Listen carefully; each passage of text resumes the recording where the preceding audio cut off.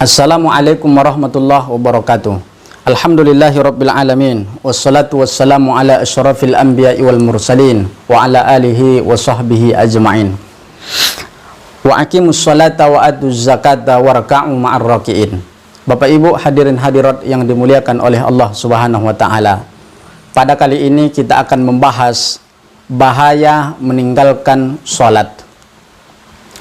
Di dalam surah Al-Qalam ayat ke-35, di dalam surah Al-Qalam ayat ke-43, di dalam surah Al-Mudassir ayat ke-38 sampai ayat 47, di dalam surah Al-Qamar ayat 47 sampai 48, di dalam surah An-Nur ayat 56, di dalam surah Al-Ma'un ayat 4 sampai 5, di dalam surah Maryam ayat yang ke-59, di dalam surah At-Taubah ayat yang ke-10.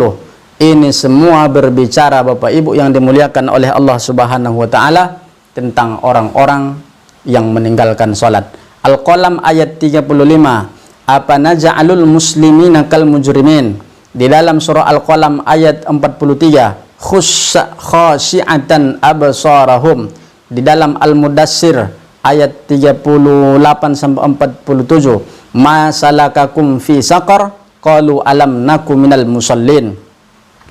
Di dalam surah Al-Maun ayat 4 sampai 5, fawailul lil musallin allazina hum an salatihim sahun. Di dalam surah Maryam ayat 59, fa khalafa min ba'dihim khalfun adaa'us shalah wattaba'us syahawat fasawfa yalqawna ghayya. Dalam surah At-Taubah ayat yang ke-10, ulaika humul mu'tadun. Bapak Ibu yang dimuliakan oleh Allah Subhanahu wa taala, apa intisari daripada ayat yang kita baca, ayat yang banyak tadi? Yang pertama, bahaya meninggalkan salat di atas dunia ada 5. Yang pertama, dicabut keberkahan umurnya. Yang kedua, dihapus tanda-tanda kesolehan daripada wajahnya.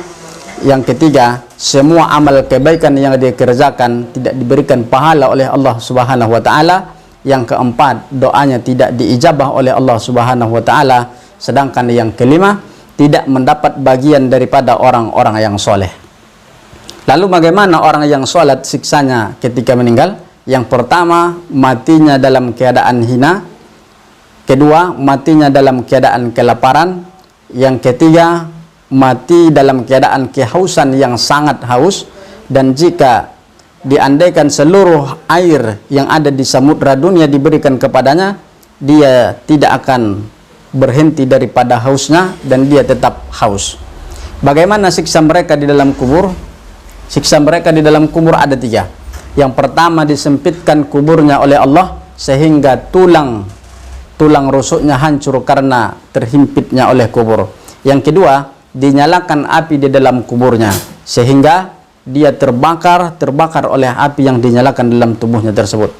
Sedangkan yang ketiga, didatangkan padanya ular yang bernama ular suja yang buta matanya yang berasal daripada api neraka. Yang keempat, siksa orang yang meninggalkan sholat pada hari kiamat ada 3. Yang pertama, diberatkan ketika dihisab oleh Allah Subhanahu wa taala. Yang kedua, Allah menjadi murka kepada dirinya. Yang ketiga, dia pasti dimasukkan Allah ke dalam neraka. Inilah intisari daripada surah Al-Qalam ayat 35, surah Al-Qalam ayat 43, surah Al-Mudassir ayat 38 sampai 47, surah Al-Qamar dari 47 sampai 48, surah An-Nur ayat yang ke-56, surah Al-Ma'un 4 sampai 5, surah Maryam ayat 59, surah At-Taubah ayat yang ke-10. Itulah yang semua tadi intisari yang kita terangkan di atas tadi.